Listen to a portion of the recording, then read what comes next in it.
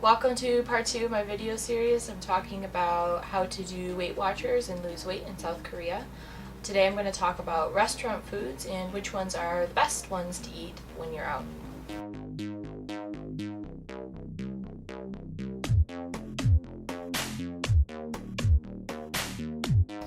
I did a little bit of research a while back looking at the Korean FDA website to see what was good and what was bad. And I'll link in the comments below.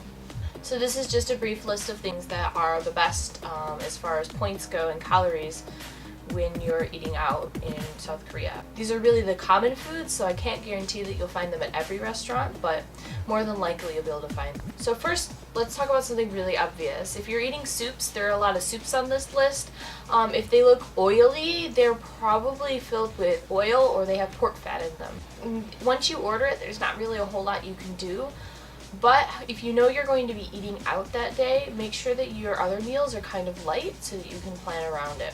One of my favorite things to eat is the odeng soup. I call it odeng soup because I think the little fish cakes are called odeng, but the actual name for the soup is omakguk. It's basically a light broth. Sometimes they put pepper in it and other things, but the actual contents of the broth depends on every restaurant. For a while I used to be really busy and I would eat at a restaurant chain called Adal a lot, and they have odeng soup and it's like 2,000 won. And you get a big bowl of the soup with 2 sticks of fish cake in it. So one serving with a big bowl of soup with 2 fish cake sticks in it is only 1 point. It was only 5 Weight Watchers points, which is really nice for a one meal or a snack. I can eat it as a whole meal by myself. The next one would be galbitang. Galbitang is oxbone soup. It's basically a nice broth with maybe a few vegetables in it, onions, sometimes it has radish in it, and then with ox bones, and it's just delicious. The soup is always so flavorful, and the ox bones are always just, they fall right off the bone, and you take a lot of time to eating them. The whole soup alone is 6 points. However, a lot of times it is served with rice. Now, I don't eat rice, but if you do eat rice with your galbitang, make sure that you also count the points for your rice. Kimchi jjigae is a pretty common food in South Korea, and you can get it at most big restaurants. I really like it. I used to not be able to eat spicy food, but I've lived here for 2 years, so I've gotten used to it. It's really delicious. Usually it comes with a lot of different little vegetables in it. Onions, spring onions, radishes, sometimes they have mushrooms, and usually tofu. With just tofu, kimchi jjigae is 6 points. However, some places will also add a couple of pieces of pork into them, and that would be 7 points for adding a couple of slices of pork. So the next one is steamed dumplings. Steamed dumplings really surprised me because according to the KFDA, a serving size of 10 dumplings is only 4 Weight Watchers points, and I just don't believe that, honestly. I kind of fudged the math a little bit with it and think that there must have been an error on their website, and figured that it was actually half a serving size is what they were talking about. Now these are going to be vegetable dumplings, but not pork or meat dumplings. 6 dumplings is 4 points, and 10 dumplings would be 8 points. But that's still quite a lot of food for one person.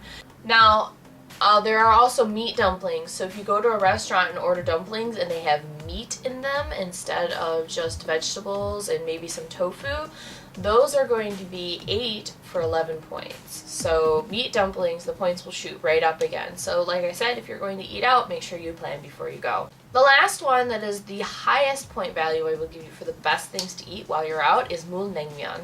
Mulnaengmyeon is the cold noodle soup that you can find pretty much everywhere during the summertime, and I love it. It's 12 points for a big bowl of naengmyeon. It comes in a cold broth with ice in it and buckwheat noodles. It also has an egg and usually some vegetables. Sometimes it has tofu. It's really good, and it's extremely filling, and good luck even finishing the whole thing by yourself. Now, this is a fantastic end of the day meal. If you want to eat mulnaengmyeon on your own, go for it. Eat mulnaengmyeon. The lowest point value anyone can get on Weight Watchers is 26 points. So if you're balancing your points for the day and you start low in the morning and then have a big mulnaengmyeon for lunch, you'll be fine. When you're out eating in Korea, you'll always get lots of sides. So usually Korean sides count for about a point, or if they're just vegetables, it's 0 points. So if you're out eating and you're peckish, make sure that you eat a lot of that radish that they add. If you like kimchi, eat some kimchi. The radish is actually called mu, so you can always ask for more. The only thing to watch out for is the cabbage salad that a lot of places will give you. The cabbage itself is really fantastic, but a lot of times they drench it in super sweet, creamy sauce, and that's not so good for you. So a lot of cabbage with a little bit of sauce, way to go. Watch out for anything that's canned. Some places you'll go and they'll have a big vat of pears or pineapple, and you're thinking, yeah, pears and pineapple, except that it's probably been canned in syrup, which means that's not going to be 0 points on Weight Watchers because it's got sugar in it. I hope that this helps you enjoy everything that there is to offer while you're eating out in Korea, and look out for me next time.